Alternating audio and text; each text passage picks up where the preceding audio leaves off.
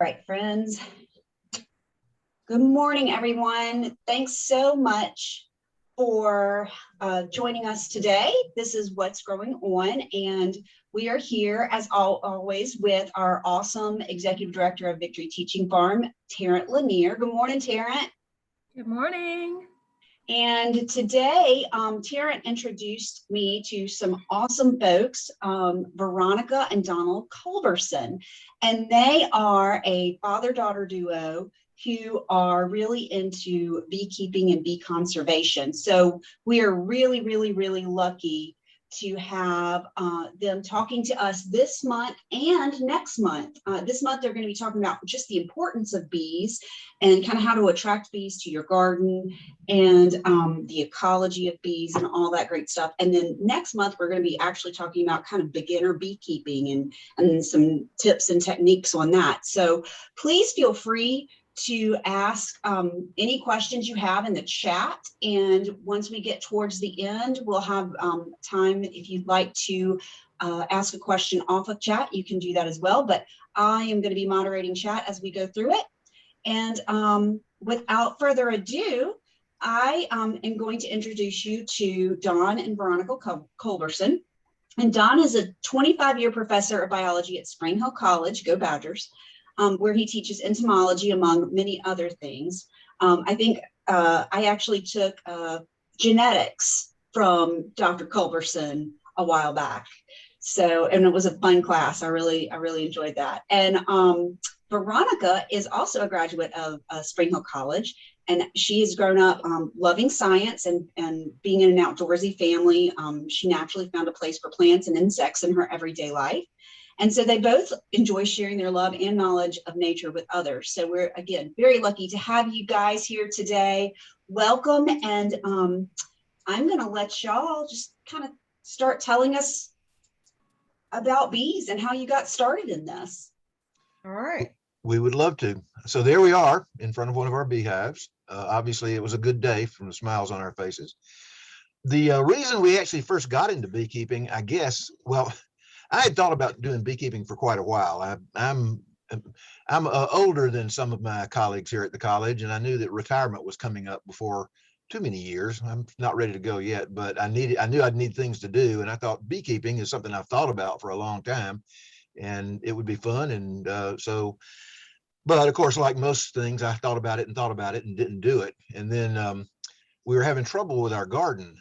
This was really embarrassing, but we couldn't grow squash or melons. And when you can't grow squash or melons in Alabama, then something's wrong. And so we'd grow beautiful squash plants, and they grow beautiful flowers, and there'd be beautiful tiny little squash, and then they would wither and fall off the plant. And the reason for that was pretty obviously that they weren't getting pollinated. So we kind of started down this path. Ironically, it turns out that bees, honeybees, do not pollinate squash or melon plants, but it got us going, and it got us thinking about pollination. I noticed on the previous slide, it said something about the importance of bees or saving the bees or whatever, and that will be one of our topics. I mean, what we talk about, but really, we're going to talk about some other pollinators as well. There are many, many things besides bees. And actually, there are a couple of thousand or more species of bees in the United States that pollinate things. And obviously, we raise honeybees. So we've always loved bugs. I've been kind of an amateur entomologist. Well, I teach entomology here at the college. I've been into that for quite some time. And as I said, I was looking at it as a possible retirement activity. And then, of course, the other thing is it's grown. Our beekeeping has grown well beyond what I ever anticipated it would.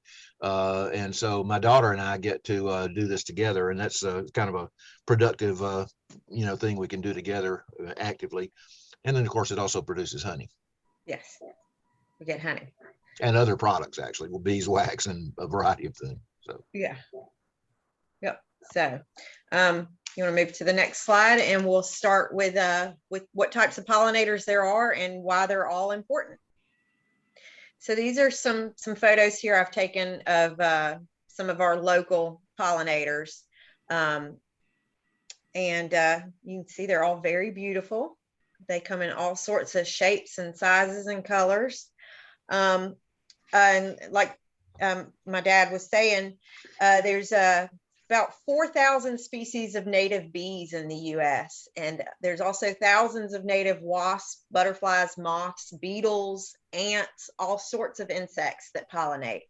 And then beyond that, hummingbirds pollinate, other birds do, mammals, bats, little mice, anything, lizards, all sorts of things can pollinate.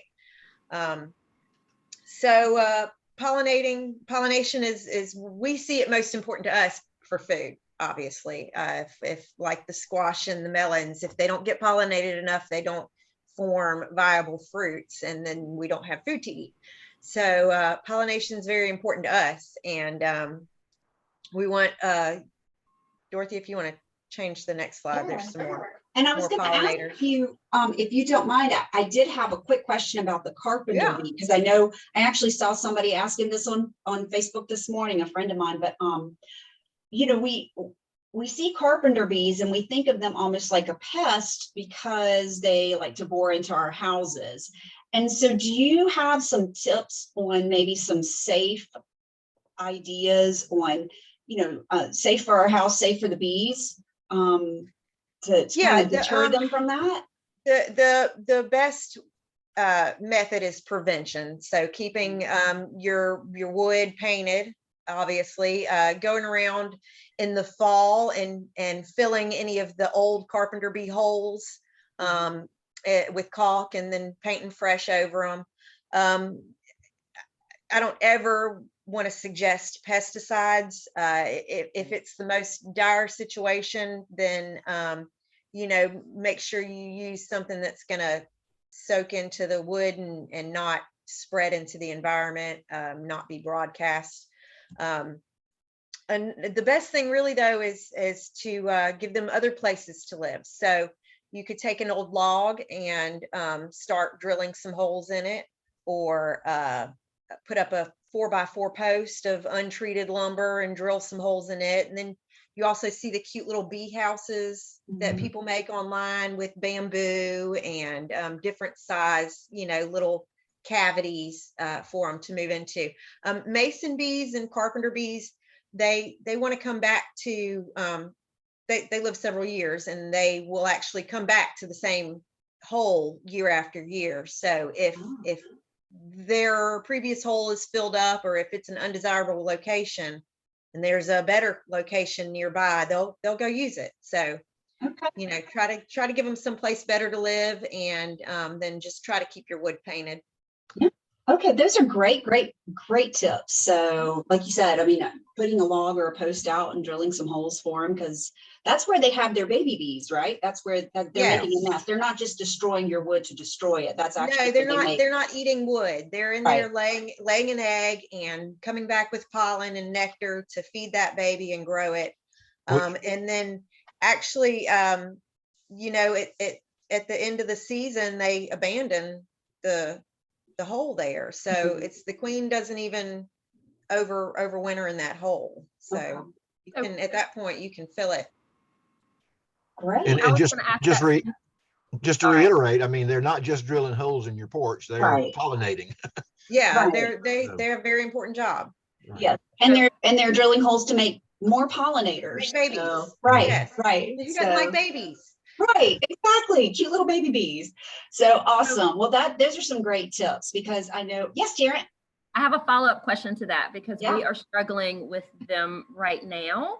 And so we had done the filling of the holes and all that, and they ate right through the caulk to go back in. So once they get inside, they're not just boring out the entire inside of our fascia board or anything like that. They're making the one hole to get into their little safe spot. And then that's it. And if they've already laid an egg in that hole, they will dig out whatever you put in it. If you put concrete in it, they will dig a hole next to it to get to that egg. So that's why I say do it in the fall, or do it, you know, late summer, once all their baby making stuff is over with. And then, you know, by the time they come back and it's painted, and, you know. Yeah. Okay. That's good to know. Those mama bees are persistent, which, I mean, as a mama, who wouldn't be, you know? So Right. Yeah, your baby's in there. You've got to Right. go take care of your baby.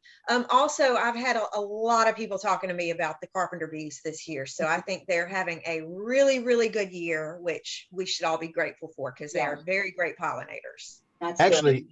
as an entomology professor, I've noticed the last 2 years, I don't know whether it's pandemic related or what, but bee diversity and biomass have both increased noticeably.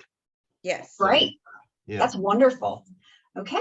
So we move on to our next one. I had no idea we had this many different types of bees and wasps out here. So let's look at these. Yeah. And that's a bumblebee nest in the bottom picture there. Bumblebees nest underground, which is really cool. And they usually in the springtime will, a queen bumblebee will find like an old rodent's nest or an old log that's left sort of a cavity under it. And she'll go and make all these little cocoons and lay eggs in each one and take care of them all. It's sweet. So diversity is a big thing when we're talking about pollinators, because as Dad mentioned earlier, the honeybees aren't really too interested in the squash and the watermelons. They'll work on them if that's all there is. But a watermelon flower has to be pollinated. It has to be visited something like 28 times in order to produce a watermelon. So Wow. they're really pollinated by a particular bee called squash bees, and bumblebees do that.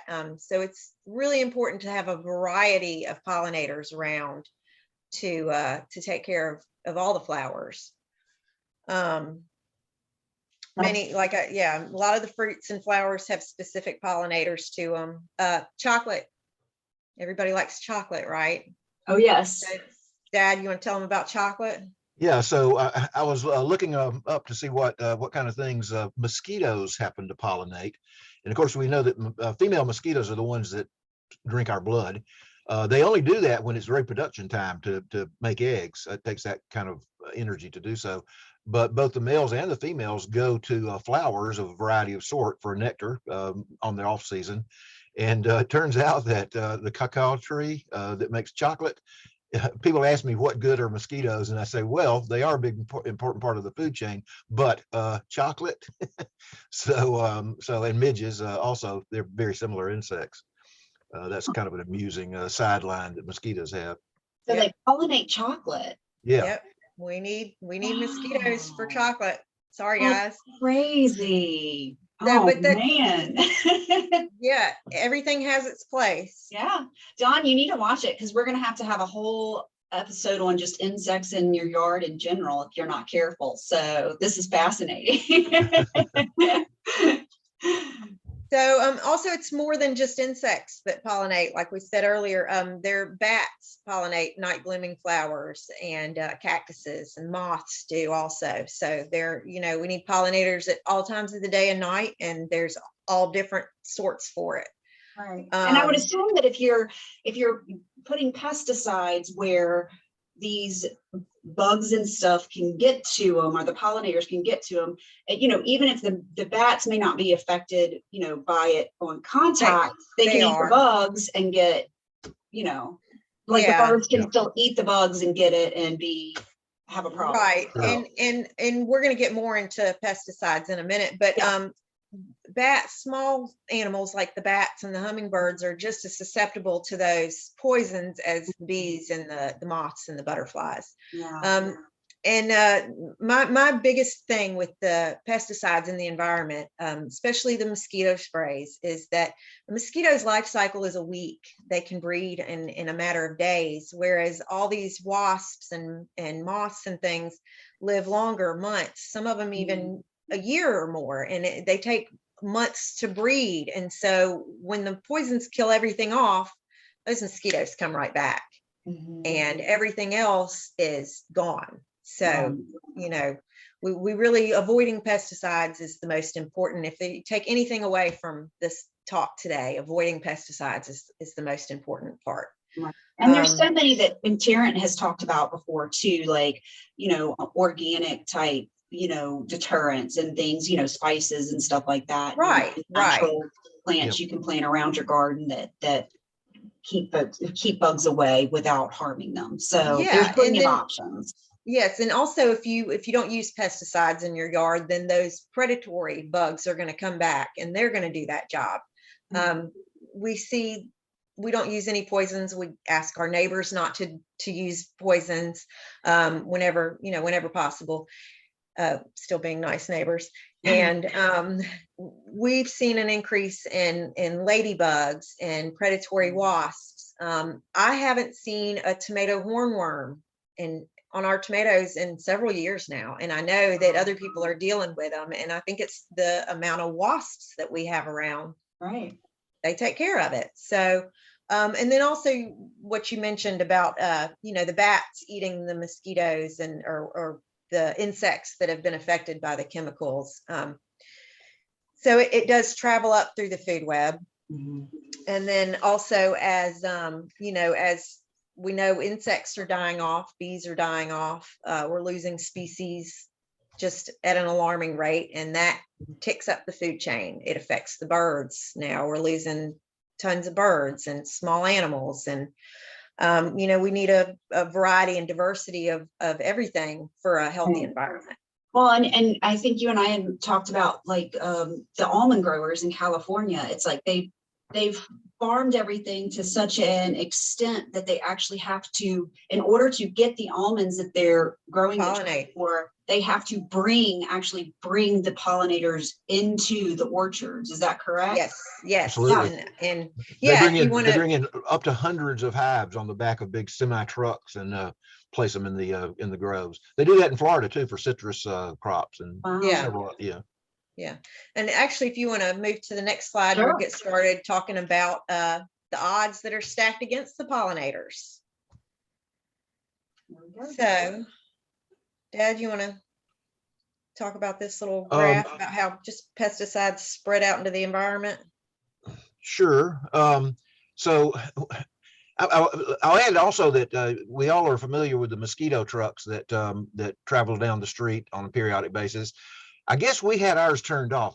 Did you call them, Veronica? Yeah, a lot of our neighbors have called them, mostly Beth. Okay. So you can have that stopped on your street. However, I will add that the people that do that are behind that do so as responsibly as you can. The insecticides that they're used basically break down in the sunlight. So they have a very short half-life during the day. So what they do is they spray in the evening or around dusk or in the evening. And most of the pollinators, well, the daytime pollinators at least, have gone home at that point in time. We have all our hives a couple of 100 feet from the road, so they're pretty much out of the range of that anyway.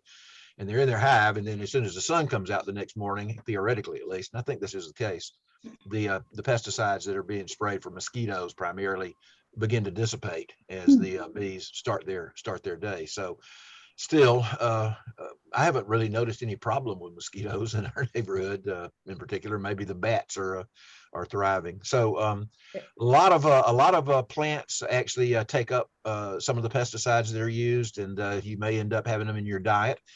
I think Tarrant runs an operation where we avoid that, if I'm not mistaken. We've never really met, but foods. Organically grown foods certainly taste better in my experience. The various types of pesticides work their way into the soil, and they can affect not only the pests that they're after, the insect pests that they're after, but also various microbes in the soil. Anyone who does any gardening at all probably has a compost pile somewhere nearby. And the breakdown products of the leaves and other detritus that goes into a compost pile become incredibly important nutrients for plant crops that we try to grow, and they do so because of the various microbes that are in the soil that take care of that. There are also some insects and insect relatives in that soil. Again, in my entomology class, we usually do some soil samples and just see what's crawling around in the compost, and you'd be astonished at the critters that are there. And their full purpose in life is not to pollinate, but to break down the stuff that the leaf litter and other organic detritus that plants can use to grow. And so hate that it does that. a variety of, when we spray into the air, there are a variety of environmental conditions, particularly wind and rain, that can spread the droplets a lot further than maybe they're intended in some cases. Smaller droplets dissipate, they carry further, but they dissipate faster. And then large droplets fall faster, but they tend to stay on the target faster. Obviously, anytime that it does rain and there's any pesticides or other herbicides or whatever in the air, then those are going to be carried into the water table and spread out underneath the soil.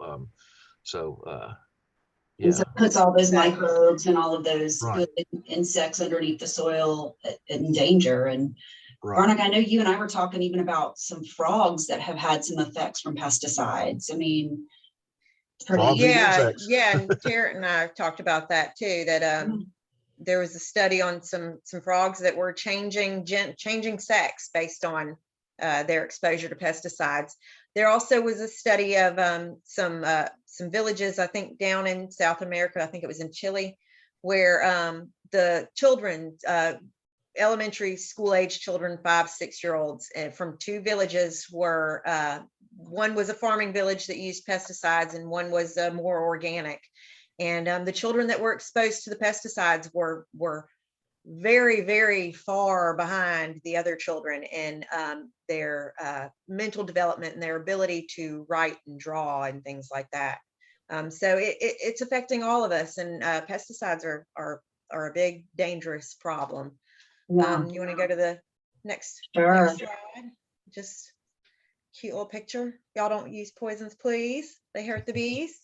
Another big problem with the pollinators are facing is that there's 100 million acres of pristine lawns, asphalt, and concrete pollinator dead zones in the US. So these are lawns where nothing else is allowed to grow except grass, which does nothing but suck up water and energy and time. And, you know, of course, asphalt and concrete, they make the world hotter. There's nothing can grow there. And then you talked about the almond fields. Monocropping and industrial farming adds millions more acres of pollinator dead zones, because when you have something like almonds where they keep the fields clean of any other plants, there is nothing blooming all year long except for when it's time for the almonds. And so the whole rest of the year, there's not a pollinator around for miles and miles and miles. That's why they have to bring the bees in. And that's, you know, where part of the problem is. Also, industrial farming, you think about, you know, cattle farms, or things that take up a large area like that, or also produce waste runoff that gets into the environment.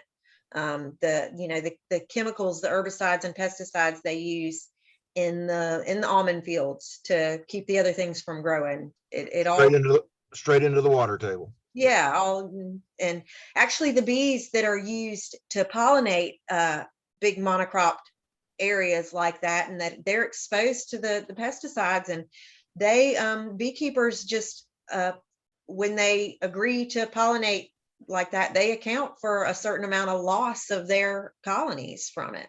So it's dangerous. And then the last big thing really facing the pollinators is the climate change. I don't know if y'all have noticed, I'm sure y'all have noticed that, you know, our bloom times are a little bit different the last few years. And the weather, I know last summer we had a really slow honey season because we kept going between drought and torrential downpours. And so, you know, that wasn't it. When it was dry, things weren't blooming, and when it was really, really wet, the bees couldn't get out to work. Plus the blossoms were getting knocked off of the bloom. Yeah. So lots of things are stacked against them. And again, you know, the importance of bees is, if they're not here, then we don't have food, essentially. I mean, they are kind of the crux of how we get our produce, you know. Yes. Right. Yes. So, and I love this picture. This is a yard on drugs. I think that's a great, easy way to kind of look at it and see it. And it was funny, my husband was out doing yard work and he was like, I'm going to put some weed and feed out. I was like, no.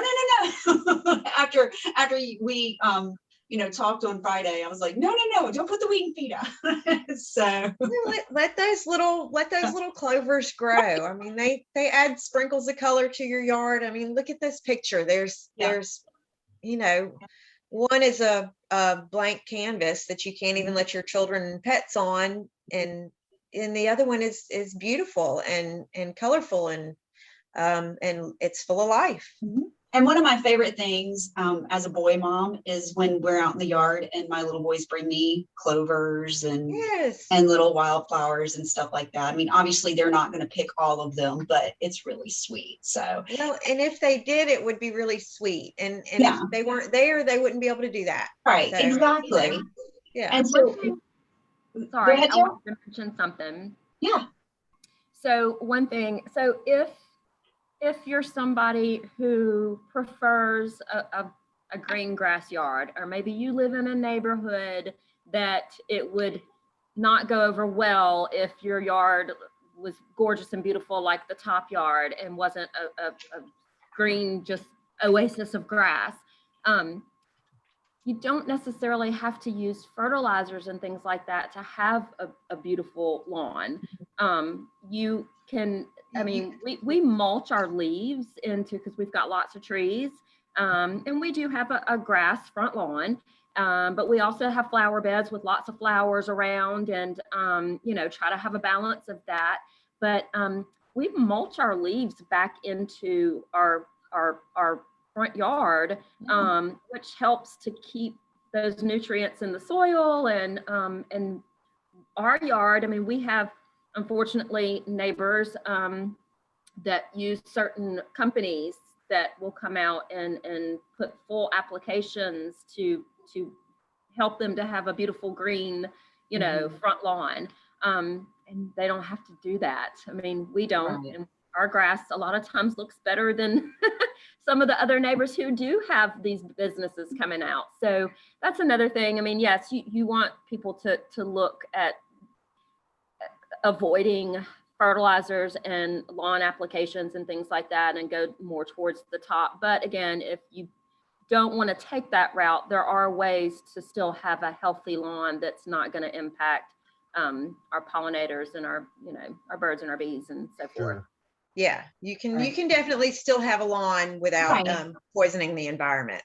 And adding compost or making a liquid compost from to fertilize your lawn with, or aquarium water from or pond water, anything to get that nutrient that the grass needs.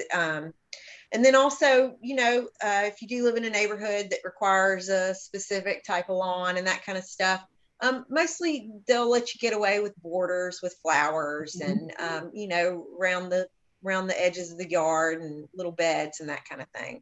And you always have your backyard and and stuff like that. And so let's move into how we can help the pollinators.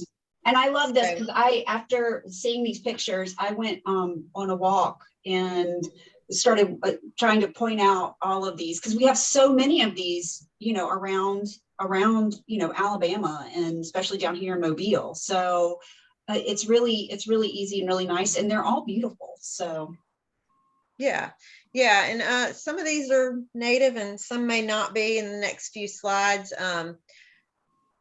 So the most important way we can help the pollinators, what we've been talking about, avoiding poisons, avoiding the man-made chemicals, going more natural when you're talking about fertilizing and planting and that sort of thing. The second most important thing is leave the leaves where you can, because that's where the insects live and breed. That's where they lay their eggs. That's where they have their babies. That's where the lightning bugs come from. So if you can rake all those leaves to one area and leave them there, or if you can leave them spread out, or maybe mulch them like Terrence says, and some of that stuff still survives and can populate your area. So the lawn, mow less often, let some of those little flowers grow through a little bit taller, or have a little bit less lawn, you know, do the borders, or if you want even maybe small trails of lawn and big patches of wildflowers, that would be ideal. That's sort of how we have our yard. We let it grow wild, and I sort of mow paths through where we need to go. I've been trying to reforest our lawn since before Veronica was born. So that's awesome. And these are, and like the camellia up here, you know, our yard has a ton of camellias in it. And so we're very fortunate, and it's, you know, it's always fun to see the bees and go around. And even the title picture was one that I actually took in my yard, the black and white with the bee on one of our camellia bushes, you know. And so it's, you know, not just, you know, the lower to the ground stuff. No, you can have big, beautiful showstopper flowers like that. Just, you want to look for things that that produce a lot of pollen and nectar. Camellias are a great winter resource for our bees. So encourage a variety of plants so that you can have blooms year round to feed the pollinators. Yeah. And these are just some great examples. There's a clover down there, and just these little daisy-like, I don't want to call them weeds because they're wildflowers. So they're wildflowers. Yeah. Weeds is a dirty name for wildflowers. It really is. So yeah. Well, and the clover is something, and we learned this because at the farm, we had lots of clover, and doing just a little bit of research, clover puts nitrogen back in the soil. So, you know, let the clover grow. It's going to, if you're letting it grow over your lawn, it's just going to help your lawn. If you're letting it grow over in a garden, it's just going to help your garden. And again, you know, people look at it as a weed, but it has so many more benefits beyond just being a pollinator, you know, attractive. Edible. Clover's edible. Yeah. Same with dandelions, right? I was going to mention dandelions too, because dandelions too. Yeah, there's a lot of things in our environment that we can eat that that we've lost track of. Yeah. Also, if we weren't so hooked on green lawns, those are actually very attractive flowers. Yeah. You could have a whole lawn just of clover, and you can have 16 different colored flowers out there. Exactly. So these next pictures are my favorite. Do you want me to go ahead and show these? Yeah, go ahead. And I'll keep talking. The most important thing that you can do for the pollinators, besides all these things we've listed, is to educate others. So tell people what you've learned, and that, you know, that pesticides are dangerous for all of us, and that we need variety in life to have a balanced environment and a healthy life. Yeah. And so here's a garden before, and then this just shows how much you can do with a small area. They have so much diversity in this tiny little area. And they really do. And that looks like, you know, of course, we're in South Alabama, so I think our climate's a little different than northern Alabama, but this is, you know, I mean, we're in subtropical climate. So, and this looks like a subtropical. All these things I see here can grow well here. And it's beautiful. I mean, it's so much prettier than just the plain old grass. And it holds the moisture in the environment. It keeps the area cooler. Provides all those flowers. Yep. So, and let's talk a little bit, let's get a little bit more specific. I know you wanted to really talk about honeybees in general. Yeah, so we're gonna just sort of finish up our talk with how honeybees can help fill in the pollination puzzle. One thing about honeybees is that they forage a great diversity of things. Dad was telling me this morning that there's at least 100 different of our food crops that we know that honeybees pollinate, that we can use honeybees to pollinate. plus all the other little things that grow out in the wild. I know I go out and pick elderberries.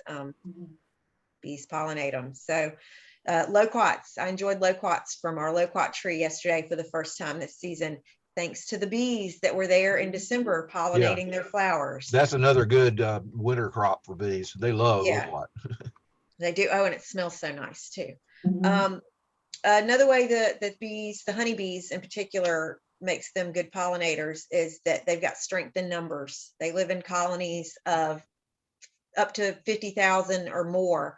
And so when they're out foraging, they are working like mules for their colony. They're working on coming back with just as much as they possibly can and turning around, going straight back out and getting it again. So and I think one thing that we need to kind of dispel is the myth that bees are dangerous and they're gonna chase you down and sting you. I mean, that's not at all true.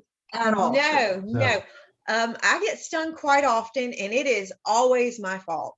Absolutely every time. It's either I'm in their house digging around and they don't want me there, or I have been recently, or one lands on me and I startle and swat at it. That's usually how people get stung. Bees are actually pretty clumsy flyers, and they bump into you and they just sort of need to readjust before they take off again. So if you can just give them a second, or maybe blow at them or something, but don't put that hand up. Right. And that's what I tell my boys. It's like, if a bee's just checking you out, it's like, just be still, no sudden movement. They're very intelligent, very curious. And they when they're out foraging, they're focused on getting their food and taking it home. They don't compete with each other out in the flowers. They don't they'll forage right alongside wasps. And teamwork makes the dream work. So so yeah, they're really not dangerous unless you go poking around and making trouble. And which beekeepers do. We do it.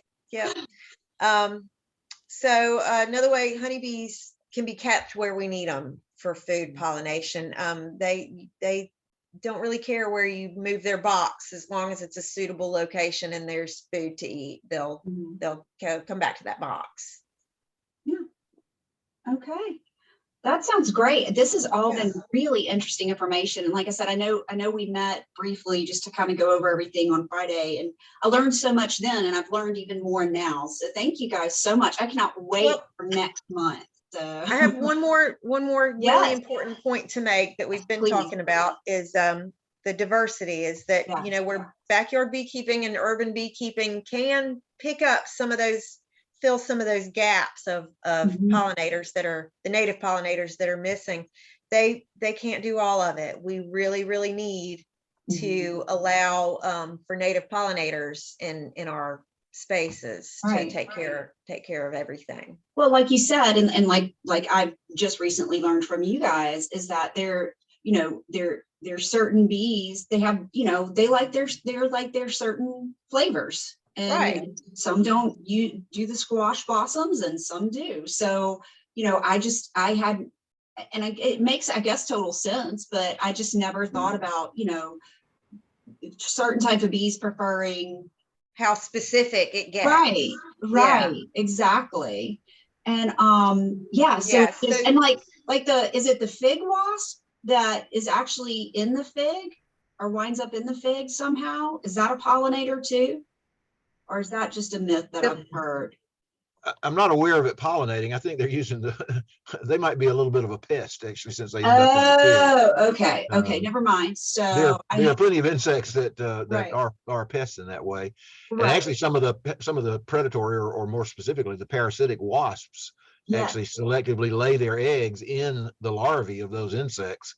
And if you ever go to your garden and you see a tomato hornworm or something with a bunch of little white bodies on it, that's the result of a mama wasp laying eggs inside that larva, which is going to become the food for her offspring once they hatch. So because I think Veronica, you had one of the pictures back there was a pollinator and a predator. So it was a lot of the wasps are pollinators and predators. And like you said, the fig wasp, it may be that the adult wasp pollinates the flowers. Possibly. Mhm. Yeah. And, you know, a lot of those predatory wasps, they eat pollen, but their babies have to have meat, protein. Yeah. Well, I mean, they eat the nectar from the flowers, but Right. the babies have to have meat. And so they'll pick off caterpillars and, Wow. you know, flies and other things like that, take them home to feed their babies. That's just fascinating. So fascinating. Thanks so much, guys. And now we are open to questions. If you want to ask in the chat, or if you'd like to take yourself off of mute, if you have any questions for Veronica or Dawn, they are happy to answer them. And if they don't have the answer today, like I said, we're going to have them back next month so they can research and find the answer. Let's see. Again, feel free to take yourself off of chat if you do have a question, or you can ask it, or take yourself off of mute. I'm sorry, or you can ask it in chat. It's a Monday. Y'all have to excuse me. I don't know. No questions. I think y'all did such a great job. We must have covered it all. I think Yeah. so. I just want to say I really appreciate y'all letting us come do this and talk to y'all today. It's very important to tell everybody how important the pollinators are. Hi, And, this is Wesley. I have one question about those carpenter bees. Yes, sir. Go for it. Do they also burrow or make their nests in the ground like the standard American, bumblebee? No. Bumblebees are colonial, so she'll build that nest in the ground where she can have lots and lots of babies. And the carpenter bees have one up in there. They just dig one little hole and feed that one little baby. So it's very, very different. They're solitary. Oh yeah. Yes. Now bumblebees That's don't produce the kind of populations that honeybees do. Their hives are colonies are a lot smaller, but. And at the end of the season, they break down and only the queen overwinters. Right. That's interesting. Yeah. So they really decrease in the winter. Yeah. I'm up in New Jersey. I was reading, might have been from Audubon, I forget, a few months ago, that the bumblebee population has really suffered. The American bumblebee, that's really in much of the states. It's really taken a hit. Yes. And it's pesticides. Yeah. It's pesticides. And bumblebees are very, very important pollinators. They're so fat and fluffy that when they're at a flower, their wings are flapping so fast that their whole body's vibrating, and it causes more pollen to spread. And it's really good. There are actually some berry farms out in California that use kept bumblebees in greenhouses to pollinate, because their type of pollination, it's called buzz pollination, produces more berries than honeybees would. Yeah, it's interesting. They're, like you say, they're bigger. There's more mass. They're fuzzier, and they're more vibration. Yeah, there's more of them to stir things up, I guess, huh? Yes. Yeah, that's fascinating. Yeah, their populations are a lot smaller than honeybees as well. And so when you start with a relatively small population, the extent to which pesticides decrease that further is kind of magnified. Yeah. I hear you. Yeah, it's a real concern. Boy, I definitely hear you. Thank you, both of you, for the wonderful, wonderful talk. Thanks for checking in with us. Thank you, Mr. Wesley. Thanks for that great question. That was really great. All right, folks. Well, I have Don and Veronica's email address up here if you'd like to ask them any questions, honeyofthehill@yahoo.com. So they are more than welcome. They're welcoming you to email them, ask them questions. And like I said, we're going to see them next time. I'm so excited. Next month in May, first Monday in May, we're going to be talking about beekeeping. So we've talked about how important bees are. And so now we're going to talk about how you can maybe get started on your own little type of beekeeping, or just, continue to attract bees and pollinators to your yard to continue that all important process. And then in June, we're going to be talking with the Mobile Medical Museum on the history of medicinal plants. So that's going to be really interesting too. We'll have Darren Glassbrook, the executive director of Mobile Medical Museum, on to talk about that. But Veronica, Dawn, thank you so much. This has just been a delight to have you on. And Tarrant, thank you so much for the idea and recruiting them. And this has just been great. I really do appreciate it. Folks, this has been recorded. We are going to have it up on our YouTube page, the recording, and we are going to rebroadcast this on our Facebook page in case you missed it. We'll probably do that later this month, probably around the 20th of April or so. But Dawn, Veronica, Terrence, thank you all so much for all of this great knowledge. It's been great. Great. Thanks for having us. And with that, folks, I am going to end the Zoom. Have a great day and a great week, everyone. You too, Dorothy. Bye. And Karen. Thank you very much.